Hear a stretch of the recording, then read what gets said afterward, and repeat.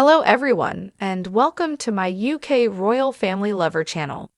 I hope everyone is having a wonderful day. Before we begin, please hit the subscribe button and give this video a thumbs up. Lord Charles and Sovereign Camilla's #1 Scottish palace that cost under £100. There is one home in Scotland possessed by the imperial family, which was bought at an amazingly minimal expense. While the imperial family might have a noteworthy arrangement of homes around the country, there is one bequest which was purchased at an incredibly minimal expense. The Palace of May, or as Princess Margaret apparently referred to it as Mummy's Drafty Palace, is the family's northernmost home and is situated in Caithness, on the north shore of Scotland. It was worked somewhere in the range of 1566 and 1572 on the terrains of May, which had a place with the priests of Caithness, and it's a 4.5-hour venture from Balmoral Palace. The bequest has never been resided in full-time yet. It has habitually been utilized as a mid-year home for the ruler and sovereign when they were still ruler of Ridges and Duchess of Cornwall. Furthermore, the conditions around its buy were highlighted in the Crown series on Netflix. The property was practically abandoned when it was bought by Sovereign Elizabeth, the Sovereign Mother, in 1952, following the passing of her better half, Lord George VI, on February 6 of that very year. Some say the previous sovereign was given the domain for nothing or that she paid £1, while others recommend she settled up to £100, £2,951.53 today. The Sovereign Mother utilized her own assets to bring the palace modern by adding power and freshwater supplies. Upon its fruition, she reestablished the first name from Barragil Palace, as it was then known, to the Palace of May. The Sovereign Mother typically visited the palace in August and October from 1955 until her last visit October 2001, preceding her passing in Walk 2002. Sovereign Camilla looks similar to her cousin who dominated £1 million on television Max show. Since the well-known ITV show Who Maintains That Should Be a Tycoon started broadcasting, simply 6 individuals have figured out how to return home with the large bonanza.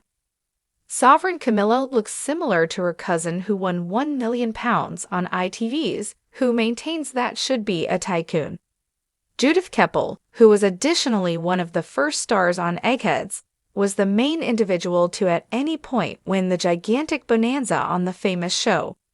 The sovereign's far-off family member has a similar light hair as Camilla, in any event, donning it in a comparable style. Sitting in a tough situation, Judith made no notice of her regal family member, rather alluding to herself as a landscaper from Fulham. Sovereign Camilla's cousin once showed up on television. Picture Getty.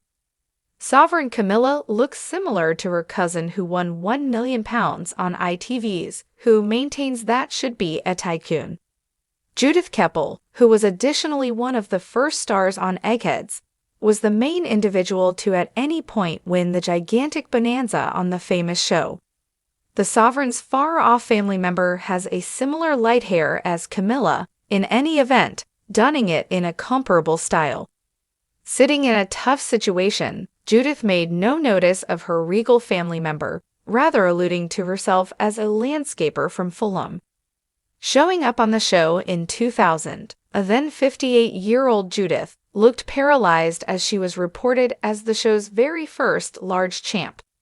Notwithstanding her illustrious association, Judith, her incredible granddad Arnold Keppel, was the 8th Duke of Albemarle and her granddad Walter was the 9th Lord of Albemarle, had been battling at the hour of the show. The unavoidable issue that prompted her success was an imperial-related one, with her noting that Henry II was the spouse of Eleanor of Aquitaine. Judith had experienced 2 separations and was attempting to look for employment, as per My London. Talking about the show, she said, "I designated 1 episode, and I fundamentally remained on the phone until they replied, which required about a day and a half." She told the Mirror, "I determined, assuming each call costs 75p, I'd get all that back assuming I got into the seat, overlooking the quickest finger round. At a certain point, BT rang me up and said, "Do you understand your phone's being utilized rather a ton?" I was really skint after my separation, and I was beginning to get somewhat stressed. That is one reason I made it happen. I suppose on the off chance that I didn't win the cash, I'd be in the workhouse evidently. Talking after her success, she said, "Fortunately, I got no games, science, or popular music questions. I could not have possibly been any great on those. The £1 million inquiry was phenomenal." I'd been in France that mid-year, and as I drove back, I halted in a spot called Fontevraud, where there was this colossal monastery with 4 burial places.